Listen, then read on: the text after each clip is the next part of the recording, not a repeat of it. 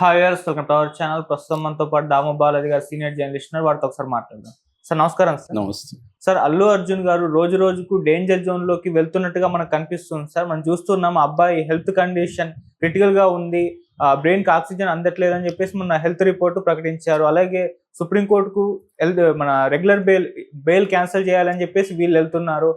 వాళ్ళ ఫ్యాన్స్ మీద కేసులు నమోదవుతున్నాయి. ఇవన్నీ పరిణామాలు చూసుకుంటే ఆయన కాస్త డేంజర్ జోన్ లోకి వెళ్తున్నారు, మళ్ళీ అరెస్ట్ అయ్యే అవకాశం ఉంది అని కూడా అంటున్నారు.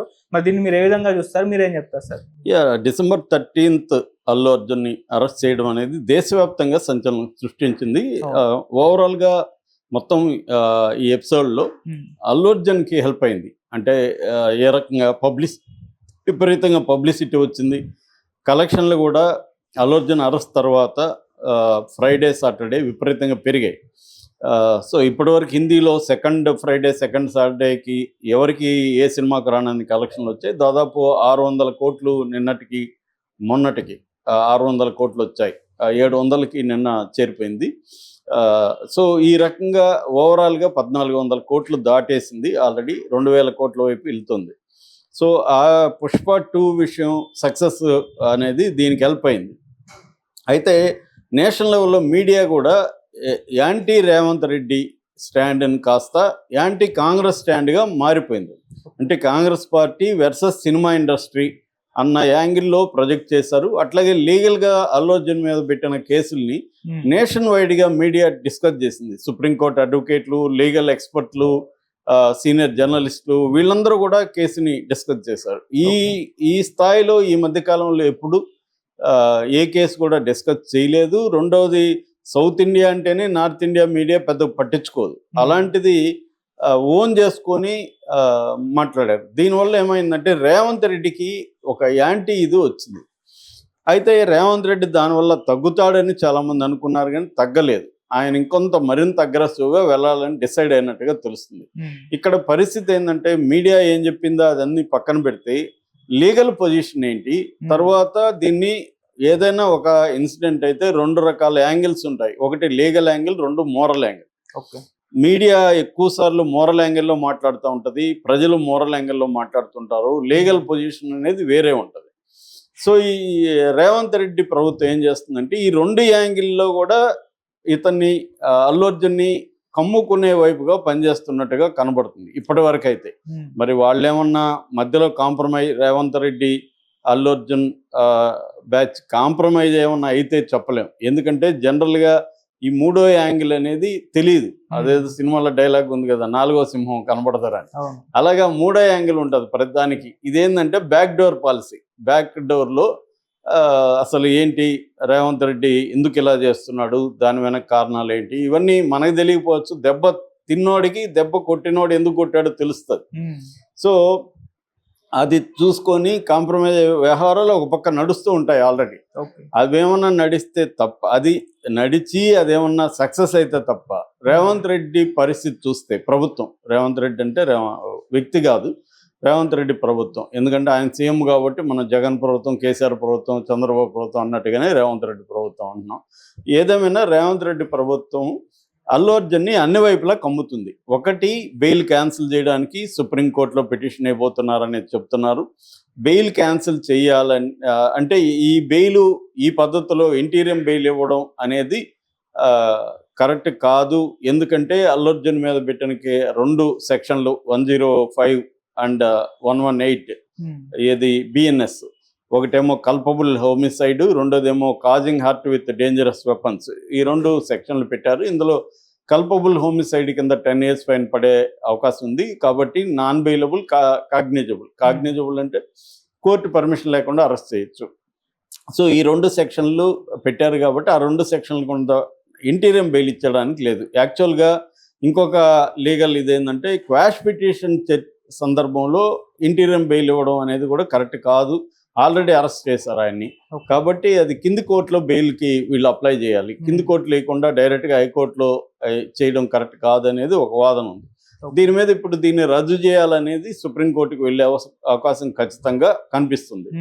అది ఒక యాంగిల్. రెండో యాంగిల్, ఇది ఆల్రెడీ 4 వారాలకు మాత్రమే ఇంటీరియం బెయిల్. ఒకవేళ సుప్రీంకోర్టుకు వీరు వెళ్ళకపోయినా 4 వారాల్లో అల్లు అర్జున్ రెగ్యులర్ బెయిల్ కోసం అక్కడ వేసుకోవాలి, ఎక్కడ నాంపల్లి కోర్టులో. నాంపల్లి కోర్టు ఆల్మోస్ట్ బెయిల్ అనేది రెగ్యులర్ బెయిల్ ఇవ్వదు, ఫస్ట్ అటెంప్ట్ లో ఇవ్వదు, ఎందుకంటే ఈ కేసులు సీరియస్నెస్ రీత్యా ఇవ్వదు. మూడవ యాంగిల్ ఏంటంటే ఆ అబ్బాయి వైపు నుంచి సింపతి క్రియేట్ చేయడానికి. రేవతి చనిపోయింది, ఆ రేవతి కొడుకు ఇప్పుడు శ్రీతేజ్ చాలా సీరియస్ కండిషన్లో ఉన్నాడు. వెంటిలేటర్ ద్వారా మాత్రమే అతనికి ఆక్సిజన్ అందిస్తున్నారు, పైపు ద్వారా ఫుడ్ పెడుతున్నారు. ఆల్మోస్ట్ బ్రెయిన్ డెడ్ అనేది వాళ్ళు డిక్లేర్ చేయలేదు, కానీ లీగల్గా బ్రెయిన్ డెడ్ అనేది చెప్తున్నారు. అంటే వాళ్ళు ఎప్పుడు అనుకుంటే ఆ వెంటిలేటర్ ఆపేస్తే అతను కష్టం, అంత ఆ పొజిషన్కి అయితే వెళ్ళింది. సో ఇప్పుడు ఏం చేస్తున్నది గవర్నమెంట్, ప్లాన్డ్గా గవర్నమెంట్ అఫీషియల్ని పంపిస్తున్నారు అక్కడికి. పంపించి మేము కేసుని ఖర్చులంతా మేమే చూసుకుంటున్నామని సివి ఆనంద్ సిపి హైదరాబాద్ ఆయన ప్రకటించాడు. హెల్త్ సెక్రటరీ వెళ్ళింది, తీన్మార్ మలన్ లాంటి వాళ్ళు వెళ్ళారు. వీళ్ళందరూ వెళ్ళడం వల్ల ఆ అబ్బాయిని ఫోకస్లోకి తీసుకురావడం. చూడు, ఒక 9 ఏళ్ల బాబు అల్లు అర్జున్ వల్ల చనిపోతున్నాడు, వాళ్ళ మదర్ చనిపోయింది అన్న ఒక యాంగిల్ని బయట జనాలకి తీసుకురావడం. అంటే రేవంత్ రెడ్డి మీద వచ్చే నెగిటివిటీని అల్లు అర్జున్ మీద నెగిటివిటీగా టర్న్ చేయడం.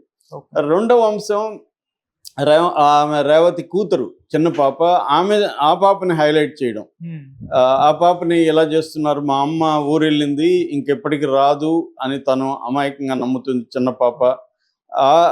దీన్ని విపరీతంగా సోషల్ మీడియాలో షేర్ చేయడం. అంటే ఇదంతా కూడా అల్లు అర్జున్ అరెస్ట్ తర్వాత ఒక్కసారిగా, అంతకుముందు దీన్ని పట్టించుకోలేదు, వాళ్ళకి ఏమి కాంపన్సేషన్ లేదు ప్రభుత్వం, దాన్ని ఏమీ పట్టించుకోలేదు. కానీ అరెస్టు బెయిల్ తర్వాత ఈ యాంగిల్లో కూడా నరుక్కొస్తున్నారు.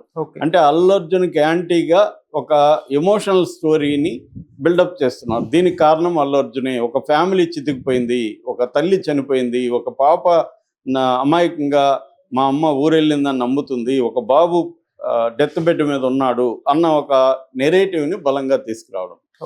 ఇక మూడవది సంధ్యా థియేటర్ తప్పని చెప్పడం. వాళ్ళకి నోటీస్ ఇచ్చారు సంధ్యా థియేటర్కి, మీకు లైసెన్స్ మేము రద్దు చేస్తాం, షోకాజ్ నోటీస్ ఇచ్చి 10 రోజుల లోపల చెప్పాలన్నాడు. ఆల్రెడీ 3 రోజులు అయిపోయింది. సో ఇంకా కూడా ఏవో పెట్టారు, అంటే ఫ్లెక్సీలు సరిగ్గా పెట్టారు, పర్మిషన్ లేకుండా పెద్ద ఫ్లెక్సీలు పెట్టారు, ఎగ్జిట్ ఎంట్రీ ఒకే దగ్గర ఉన్నాయి. ఇట్లాంటివి క్లాజులు. కానీ 90% థియేటర్స్, 90% మాల్స్లో ఇదే ప్రాబ్లమ్స్ ఉంటాయి. మనకు చాలాసార్లు మాల్స్ పోయినప్పుడు అనిపిస్తూ ఉంటుంది, ఈ మాల్లో ఏమైనా జరిగితే ఎలా బయటపోతాం. కానీ ఇప్పుడు ఈ థియేటర్కి వాళ్ళు అప్లై చేస్తున్నారు. సో అదొక యాంగిల్. నెక్స్ట్ యాంగిల్ ఏంటంటే, ఒక పోలీసులు ఇష్యూ చేసినట్టు ఒక లెటర్ని సర్క్యులేట్ చేస్తున్నారు. ఆ లెటర్లో ఏముందంటే, థియేటర్ వాళ్ళకి క్లియర్గా పోలీసులు, చిక్కడపల్లి పోలీసులు అల్లు అర్జున్ కానీ హీరో హీరోయిన్ వీళ్ళు రావద్దని చెప్పండి, మేము ప్రొటెక్షన్ ఇవ్వలేము, ఎందుకంటే ఇది చాలా క్రౌడ్స్ వస్తారు అని వాళ్ళు సమాధానం ఇచ్చినట్టుగా ఒక లెటర్. ఆ లెటర్ ఉనుంటే నిజంగా అది రియల్ అయితే కోర్టుకి ఎందుకు పెట్టలేదు అనేది ప్రశ్న. కోర్టు అడిగింది కూడా. పోలీసులు ఇదే వాదన పీపీ వినిపించినప్పుడు పీపీని కోర్టు అడిగింది, ఏమని కోర్టుకి పీపీ ఏం చెప్పాడంటే, మేము అల్లు అర్జున్ రావద్దంటే కూడా వచ్చాడు, క్లియర్గా అతను నెగ్లిజెన్స్ ఉంది, నెగ్లిజెన్స్ కాదు అతను కల్పబుల్ హోమిసైడ్ అందుకే పెట్టాము, తెలిసి కూడా తాను వెళ్తే ప్రమాదం జరగచ్చని నాలెడ్జితో వచ్చాడు అతను, ఆ నాలెడ్జి ఉంది కాబట్టి అతని మీద కల్పబుల్ పెట్టాము, వద్దంటే కూడా వచ్చాడు అన్న యాంగిల్ తీసుకున్నప్పుడు జడ్జి గారు జువాడి శ్రీదేవి గారు అడిగారు, మీరు అలా రావద్దన్నట్టుగా ప్రూఫ్ ఉందా అని. వీళ్ళు పెట్టలేదు అప్పుడు, మరి ఇప్పుడు ఎందుకు సోషల్ మీడియాలో పెడుతున్నారు అనేది ఒక యాంగిల్. అంటే అల్లు అర్జున్ని అన్ని వైపులా కమ్ముకుంటున్నట్టుగా కనబడుతుంది. అల్లు అర్జున్కి సింపతి జనాల్లో పోవడం ఇది. ఇంకొక యాంగిల్ ఏంటి, అల్లు అర్జున్ తరఫున ఎవరిని మాట్లాడనీయకుండా చూసుకోవడం. అల్లు అర్జున్ తరఫున మాట్లాడి రేవంత్ రెడ్డి ప్రభుత్వానికి, రేవంత్ రెడ్డికి వ్యక్తిగతంగా ఎవరైనా పోస్టులు పెడుతుంటే వాళ్ళ మీద కేసులు పెట్టడం. ముఖ్యంగా Allu Arjun fans social media very strong. So దాన్ని వీక్ చేయడం. ఇలాగా మల్టీప్రాంగ్డ్ అప్రోచ్ అంటారు. ఇలాంటి ఒక మల్టీప్రాంగ్డ్ అప్రోచ్తో అల్లు అర్జున్ని కమ్ముకుంటున్నట్టుగా కనబడుతుంది. సో అల్లు అర్జున్కి అదేదో తగ్గేది లేదని పుష్ప డైలాగ్ ఉంది, కానీ ఇక్కడ తగ్గేది లేదనేది అల్లు అర్జున్ డైలాగ్ కాదు, రియల్ లైఫ్లో రేవంత్ రెడ్డి డైలాగ్. సో రేవంత్ రెడ్డి తగ్గేది లేదంటున్నాడు, అల్లు అర్జున్ తగ్గుతున్నాడు. యాక్చువల్గా తగ్గడమే కాకుండా రేవంత్ రెడ్డి నుంచి ఎలా తప్పించుకోవాలనేది ఇప్పుడు అల్లు అర్జున్ ముందున్న పెద్ద సవాల్ ఇది. సో దీన్ని ఎలా డీల్ చేయబోతున్నారు అన్నప్పుడు అల్లు అర్జున్ ఏం చేస్తున్నాడు అంటే, తాను అక్కడికి పోవడానికి లేదు, ఆ బాబుని పరామర్శించడానికి లేదు, ఎందుకంటే ఈ కేసులో నువ్వు సాక్ష్యాలను కానీ ప్రభావితం చేయడానికి లేదని బెయిల్ కండిషన్లు పెట్టింది హైకోర్టు. కాబట్టి ఇప్పుడు అల్లు అర్జున్ ఆ కండిషన్లు మీరి వెళితే రేపు పొద్దున బెయిల్ క్యాన్సిల్ అవ్వచ్చు, ఇతను వెళ్ళి చేస్తున్నాడు, ఇన్ఫ్లుయెన్స్ చేస్తున్నాడు అని. ఎందుకంటే ఆల్రెడీ భాస్కర్ రేవతి హస్బెండ్ నేను కేసు విత్డ్రా చేసుకుంటున్నాను, రేపు పొద్దున అల్లు అర్జున్ వెళ్ళి డబ్బులు ఇచ్చి విత్డ్రా చేయించాడు అన్నారనుకో మళ్ళీ అది కూడా కేసు అవుతుంది అల్లు అర్జున్ మీద. అందుకని అల్లు అర్జున్ వెళ్ళడానికి లేదు ఇక్కడ. అందుకని నిన్న అల్లు అరవింద్ వెళ్ళాడు. అల్లు అరవింద్ వెళ్ళి పరామర్శించాడు. సో అంతకుముందు బన్నీ వాసు ప్రొడ్యూసర్ ఆయన కూడా వెళ్ళారు. ఇలాగా అల్లు అర్జున్ దగ్గర పెద్దగా ఆయుధాలు లేవు దీన్ని ఎదుర్కోవడానికి. లీగల్గా వెళ్ళాలి, లీగల్ పొజిషన్ ఏంటో క్లారిటీ రావట్లేదు. సో ఇప్పుడు ఏదేమైనా అల్లు అర్జున్ ప్రమాదంలో అయితే ఉన్నాడు.